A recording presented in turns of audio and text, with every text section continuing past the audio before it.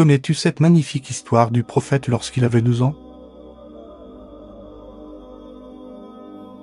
Le prophète sallallahu alayhi wa sallam, quand il a atteint l'âge de 12 ans, donc il était encore un jeune entre l'enfance et l'adolescence, son oncle Abu Talib, il l'a pris avec lui lorsqu'il est parti faire du commerce. Cette fois-ci, Abu Talib est parti à Bousra, et quand il s'est rapproché de Bousra, là-bas, il y avait un moine qui s'appelait Bahira.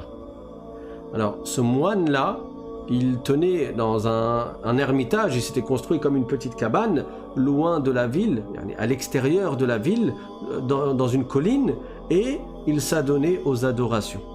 Maintenant, est-ce qu'il était musulman de la religion du prophète Jésus, Isa alayhi salam, sans avoir dévié, ou bien est-ce qu'il avait dévié dans le christianisme?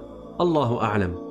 Quoi qu'il en soit, il avait été mis au courant de par les livres anciens la venue du prophète de la fin des temps qui allait être le prophète Muhammad sallallahu alayhi wa sallam, parce que c'était écrit dans l'Injil, dans l'évangile authentique qui a été révélé au prophète Isa alayhi salam. Allah nous le dit dans le Coran, wa mubashiran bi rasulin ya'ti min ba'di ismuhu Ahmad. Isa alayhi salam annonçait la bonne nouvelle que viendra après lui un prophète qui allait s'appeler Ahmed. Et c'était écrit dans les livres anciens les différentes caractéristiques du prophète Muhammad sallallahu alayhi wa sallam, entre autres que entre ses épaules, derrière ses épaules, il y a un signe qui est le sceau de la prophétie, et que le prophète Muhammad sallallahu alayhi wa sallam, il a telle et telle caractéristique. Donc Bahira était au courant de ces choses-là. Et habituellement, quand les voyageurs, les Arabes, ils allaient à Bousra pour faire du commerce, Bahira, il ne prêtait pas attention à eux. Jamais il ne les invitait à manger, parce qu'il ne les aimait pas. Lui, il suivait al-Nasraniya au sens où soit il suivait le prophète Isa alayhi salam convenablement, correctement, et donc c'était un musulman Isaoui qui suivait le prophète Isa alayhi salam, soit il prétendait suivre le prophète Isa, mais c'était un chrétien. Dans tous les cas, il n'aimait pas les idolâtres. Il n'aimait pas ceux qui adorent les statues. Il n'aimait pas les Arabes qui adoraient les statues. Donc il ne prêtait pas attention à eux. Mais cette fois-ci, du haut de sa colline, qu'est-ce qu'il voit? Il voit la caravane des Arabes qui passe comme d'habitude par ce chemin-là. Et au-dessus, il y a un nuage qui se déplace pour faire de l'ombre sur cette caravane. Et là, ça fait tilt dans sa tête. Un nuage qui se déplace pour faire de l'ombre, sous la chaleur du soleil, pour faire de l'ombre, comme s'il y a quelqu'un d'important à cet endroit-là qui est protégé par le nuage. Bahira, qu'est-ce qu'il fait? Il fait quelque chose qu'il ne faisait jamais. Il arrête tous les Arabes et les invite à manger, parce qu'il voulait voir. Et donc il leur a demandé de tous venir et de n'en laisser aucun. Que tout le monde soit invité à manger. Et même ces Arabes-là étaient étonnés. Bahira, il nous invite, mais d'habitude, il nous calcule pas. Il ne fait pas attention à nous.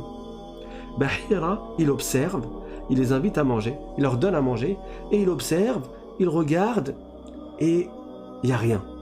Et là, il leur demande, mais tout le monde est là? Ils ont dit, oui, tout le monde est là. Il a dit, non, non, non, est-ce que tout le monde est là? Et là, ils disent, non, il y a un jeune qui est resté avec les affaires, avec les animaux. Et là, Bahira dit, non, moi j'ai demandé à ce que tout le monde soit là. Alors, on amène le prophète Muhammad sallallahu alayhi wa sallam, et Bahira l'observe.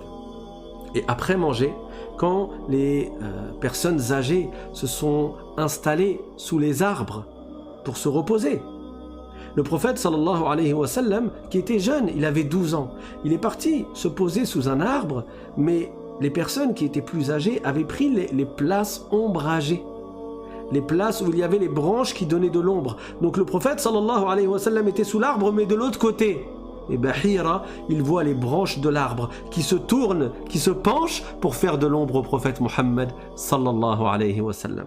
Alors il va voir le prophète Muhammad sallallahu alayhi wa sallam et il commence à lui poser des questions. Est-ce qu'il t'arrive des choses étonnantes? Et le prophète sallallahu alayhi wa sallam, il lui dit, oui, j'ai des rêves prémonitoire, je fais des rêves et il arrive exactement la même chose que ce que j'ai vu dans le rêve.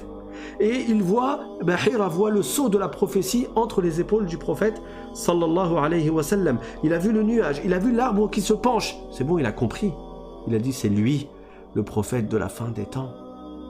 Alors il demande aux gens, qui est le père de cet enfant? Et Abu Talib, il vient. C'était son oncle. Et il dit, je suis son père. Et Bahira, il dit, c'est pas possible. C'est pas possible que cet enfant ait un père. Cet enfant est nécessairement un orphelin. Son père doit être mort. Et Abu Talib, il dit, oui, je ne suis pas son père, en fait, je suis son oncle. Et effectivement, son père est mort. Et Bahira lui dit, moi, je sais qui est cet enfant. Et cet enfant, c'est le prophète de la fin des temps. Il va devenir le messager de Dieu. Mais moi, je l'aime bien. J'ai peur que si tu l'emmènes à Bosra, les Juifs qui sont là-bas se rendent compte de qui il est, tout comme moi, je me suis rendu compte de qui il est. Et j'ai peur qu'ils veuillent lui faire du mal. Donc retourne à la Mecque, emmène cet enfant à la Mecque et ne le prends pas avec toi dans la région de Hacham. Ne le prends pas avec toi à Bosra. Alors Abu Talib a eu peur pour son neveu, pour le prophète Muhammad sallallahu alayhi wa sallam, et il l'a rapporté à la Mecque. Il ne l'a pas emmené à Bosra suite à la parole de Bahira.